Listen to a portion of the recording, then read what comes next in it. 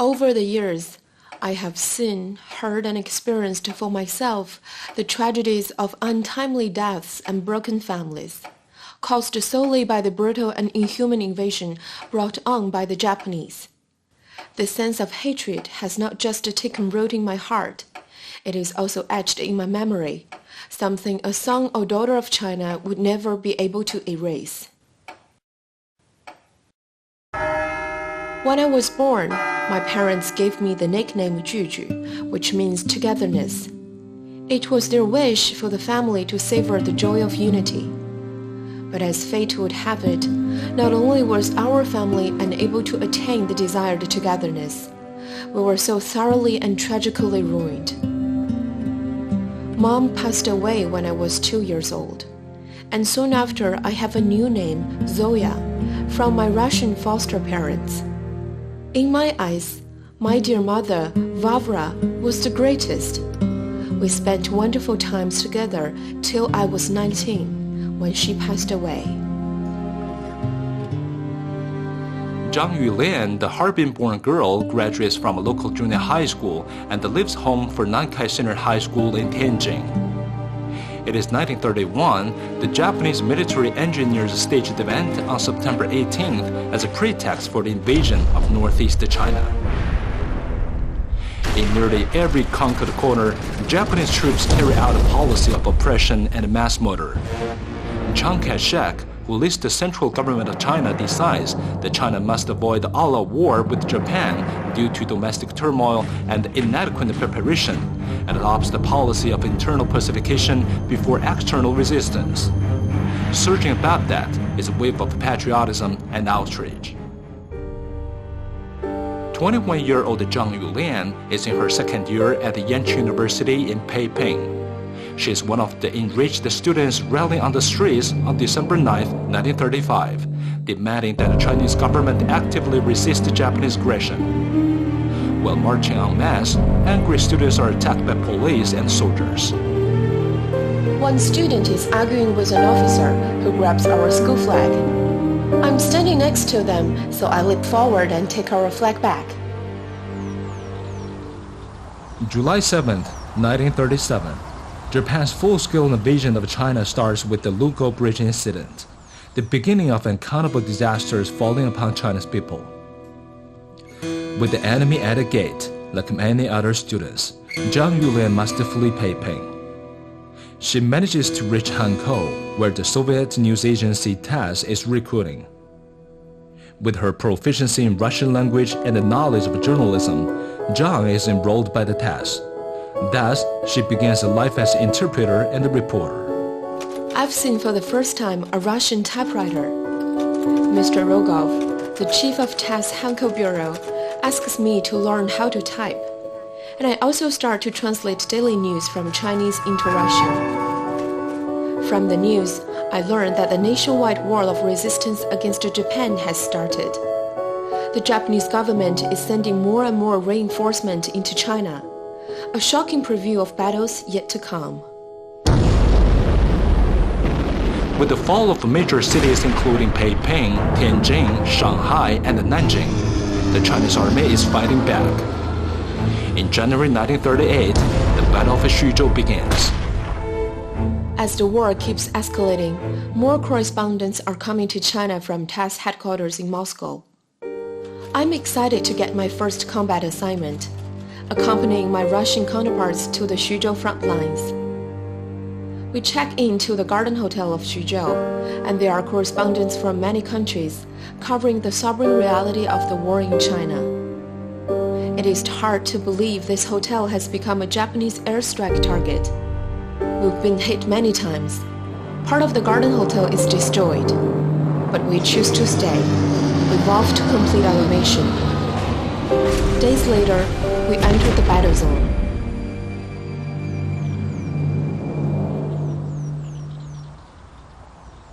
To the thunder of mortars and artillery, Zhang Yulian and her Russian colleagues arrive at the 52nd Army's 25th Division, where they meet with the Chief of Staff, General Qin Yijin. In a brick-and-cloth hut, General Qin briefs them on the fighting in the war zones and patiently answers each and every one of their questions.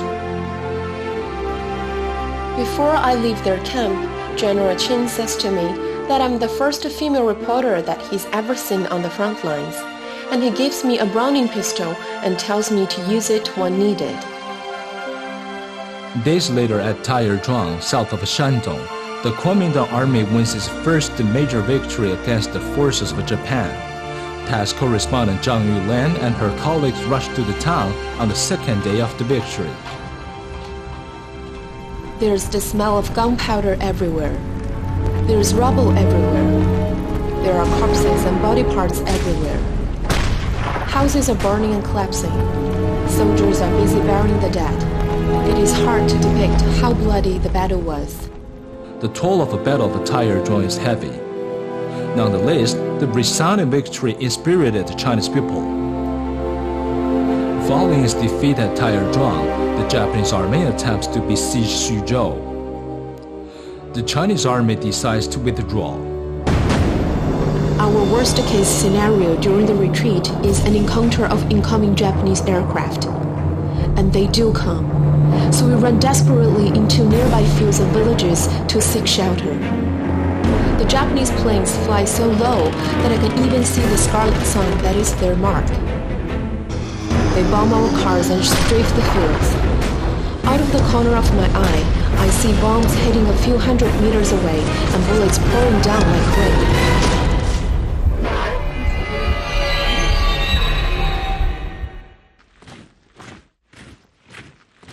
The Japanese ultimately captured Xuzhou, but their forces are too small to contain the large number of encircled Chinese forces. Most of the Chinese soldiers break through the encirclement through gaps in the Japanese lines. After 21 days, Zhang Yulian and her Russian counterparts also succeed in slipping past the Japanese lines and manage to return to Hankou. With that, the rookie reporter completes her first combat reporting assignment. From then on, Zhang begins organizing her notes into a book, a battle diary of her personal experience in the war-torn land. 1 month later, Zhang Yulian moves to Chongqing with the TASS. Japan's hopes for a quick victory have melted away. They start launching devastating attacks on Western China.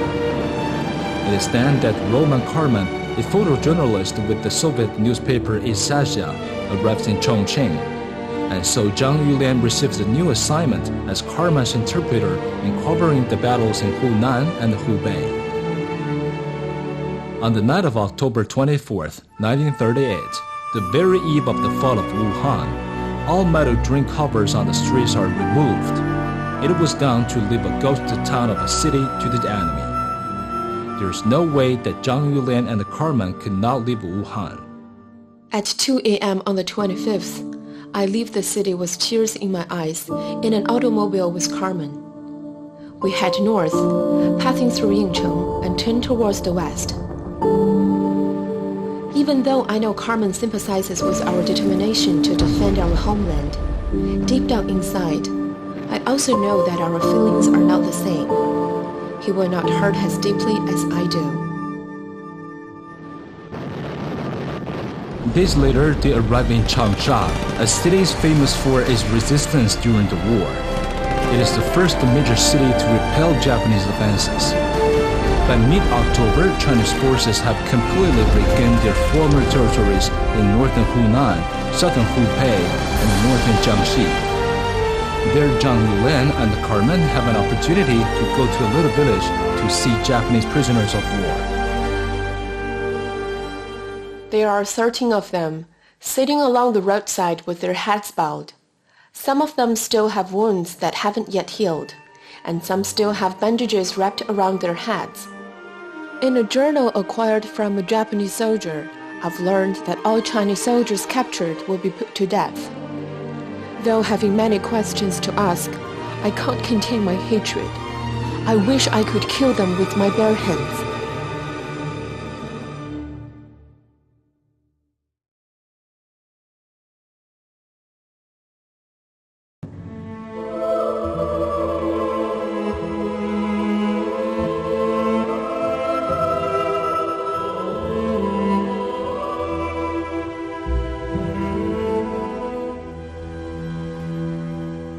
In a journal acquired from a Japanese soldier, I've learned that all Chinese soldiers captured will be put to death. Though having many questions to ask, I can't contain my hatred. I wish I could kill them with my bare hands. But for the moment, I just have to hold myself back. I start by asking one of the prisoners, who studied in the university for 2 years, why he came to fight in China. He says he doesn't know. All he knows is that the military conscription is compulsory. I then talk to another prisoner and ask him how Japanese soldiers deal with Chinese prisoners. Do they bury them alive? Do they behead them? The mustached Japanese prisoner slyly replies that he has never seen or heard of Chinese prisoners being killed. He only knows that they are sent away from the front lines. Liar! Scoundrel! I shout. Look at what's written in your journal. All Chinese soldiers captured will be put to death.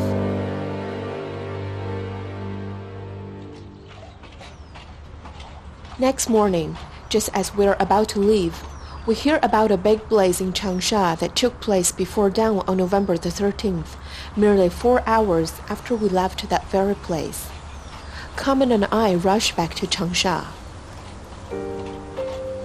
Also known as the Wenxi Fire, the blaze is the largest ever in China to be deliberately caused. The whole city is burned to the ground. It's utter destruction. Fire and smoke still rise out of piles of rubble. Everywhere is the smell of burning flesh, sizzling and pumping as the flame consumes bodies. Just overnight, innocent civilians in Changsha find themselves in the middle of an unexpected hell. With more than 30,000 people killed, the Wenxi Fire makes Changsha the most damaged city in the war.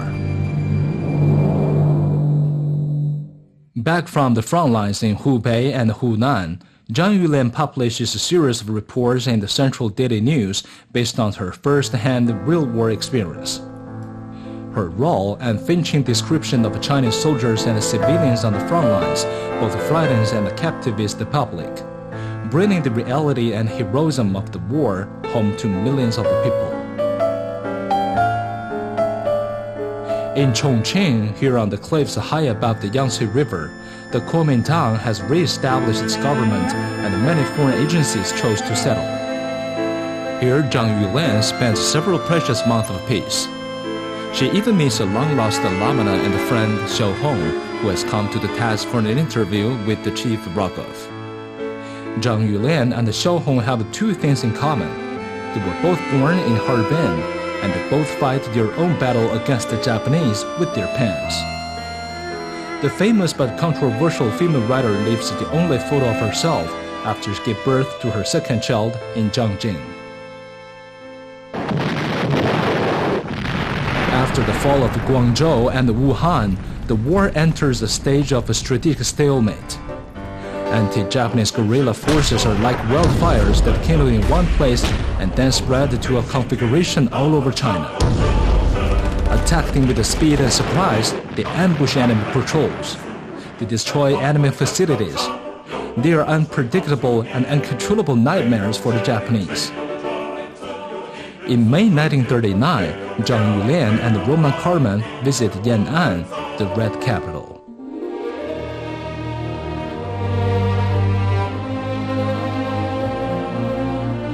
Mao Zedong meets with us, and I shake hands with him and listen to his speech on an open square. We visit the Chinese anti-Japanese military and political university. Its principal Lin Biao and vice principal Luo Ruiqing invite Carmen for lunch. All that we see in Yan'an leaves a deep impression on Carmen. He writes in his notebook, I could tell that China will definitely defeat Japan. Back in Chongqing, the city has become the heart of the Chinese nation, which the Japanese are determined to conquer. Destroy Chongqing, and they will break the spirit of China. Blocked by the Yangtze River, Japanese forces restore to bombing raids.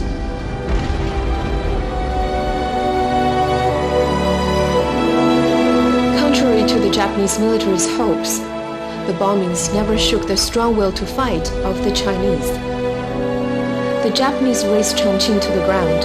People rebuilt the city under the cover of fog. Chongqing in flames becomes a symbol of their indestructible spirit.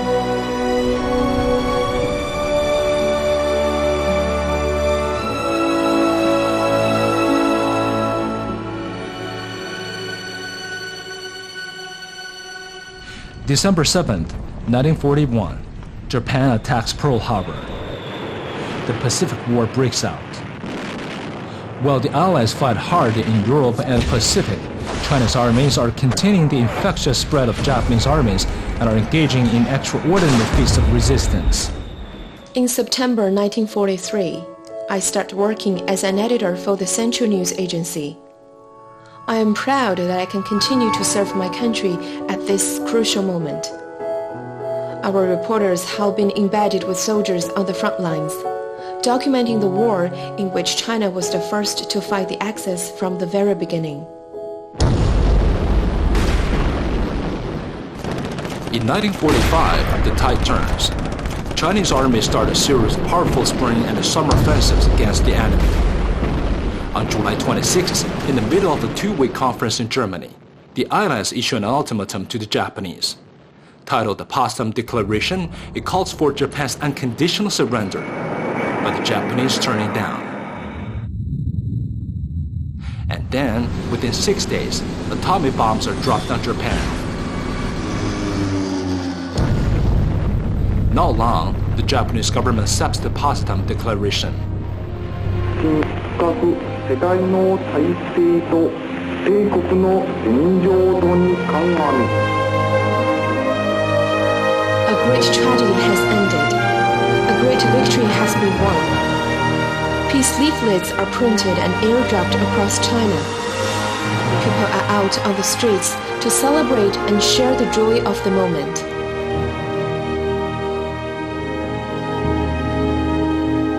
Days later, the Japanese signed a document of unconditional surrender to the Chinese people. To celebrate VG Day and the relocation of our agency, we hold a grand ball. I am invited to have the first dance. For me, it's a great honor that I'll never forget. 从前呢，说飞就飞了，现在飞不动了。现在不想老家的东西，就是想想吧。你说你这还能怎么地呀？哎，希望你大家都平平安安、快快乐乐的过日子，不要再有战争了。哎呀，和大家平平安安就很好了。Zhang Yulian is considered the first female war correspondent in China. In the first chapter of Reports from China, a book published in 1941 in Japan, Zhang Yulian ranks first among 9 female correspondents who entered the battlefields.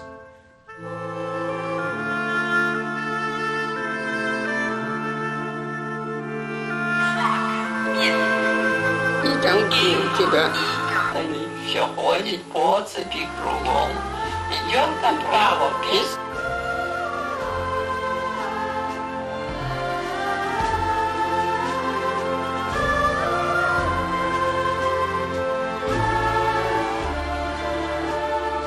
As a son or daughter of China, in her time when the country facing such a difficult, anyone will stand up, facing the challenge and doing what they can do for their country.